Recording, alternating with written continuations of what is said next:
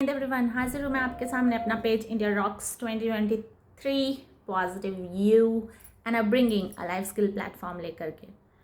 एक पिता की लाइफ हिस्ट्री और एक माँ की लाइफ हिस्ट्री में एक बेसिक फ़र्क होता है। पिता अभी तक की जनरेशन का, आगे ये फ़र्क ख़त्म होने वाला है। मैं अभी तक की जनरेशन का सिर्फ आपको एक्सप्लेन कर रही हूँ। पिता जो है प्रोफेशनली साउंड होने के लिए ही प्रिपेयर किया जाता है बचपन से, और माँ पूरी लाइफ स्किल में स्ट्रांग होने के लिए बचपन से प्रिपेयर की जाती है उसी लाइफ जर्नी पे जाने के लिए। तो जब पिता रिटायर होता है एट द एज ऑफ 60, उसके पास अपनी प्रोफेशनल लाइफ से बहुत ज़्यादा एक्सपीरियंस गेन हो जाता है, बहुत ज़्यादा फाइनेंशियली साउंड हो जाता है, वो बहुत ज़्यादा बाहर की दुनिया के बारे में उसको समझ हो जाती है। दूसरी तरफ जो माँ होती है वो घर में हर इंडिविजुअल की चीज़ों को नोटिस करती हुई, समझती हुई आगे बढ़ती है, जो बहुत ऑब्जर्वेशन स्किल की स्ट्रांग माँ होती है। मैं उन लोगों के बारे में आज एक्सप्लेन कर रही हूँ।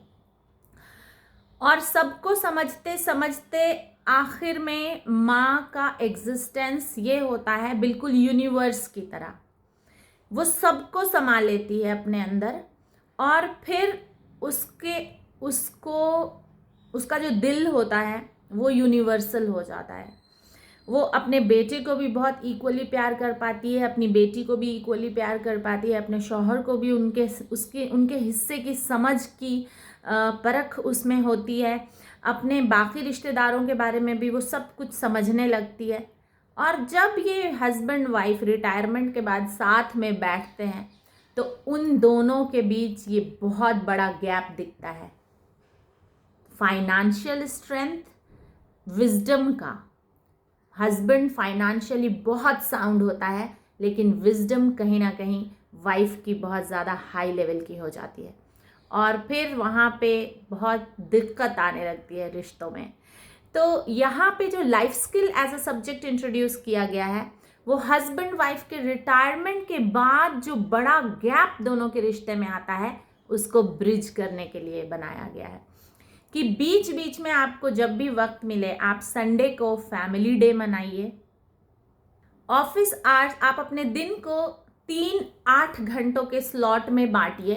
पहला टोटली प्रोफेशनल, दूसरा आपकी जो एज अ पेरेंट रिस्पॉन्सिबिलिटी है उसमें, और तीसरा आपका मी टाइम, आपकी खुद की चॉइस, आपको क्या पसंद है क्या नहीं पसंद है, आपकी हॉबी टाइम, आपका फ्रेंड सर्कल का टाइम।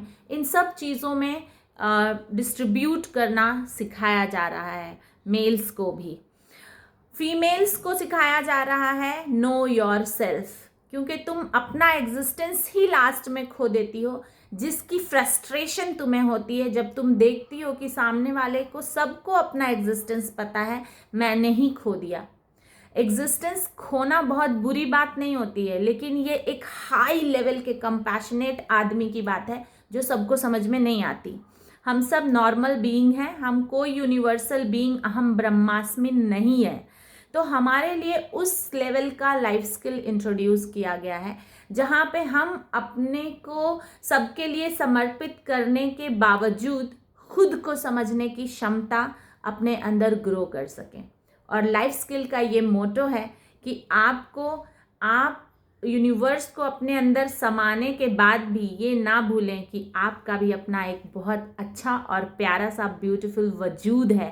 क्योंकि इस फीलिंग के साथ जब इंसान अपने ज़िंदगी के आखिरी पड़ाव पे आता है तो अपनी लाइफ हिस्ट्री को लिखते लिखते जब वो कंक्लूजन देता है तो वहाँ पे कंक्लूजन वाले पैराग्राफ में ये भी होता है कि I did know the world because I was knowing my self the best.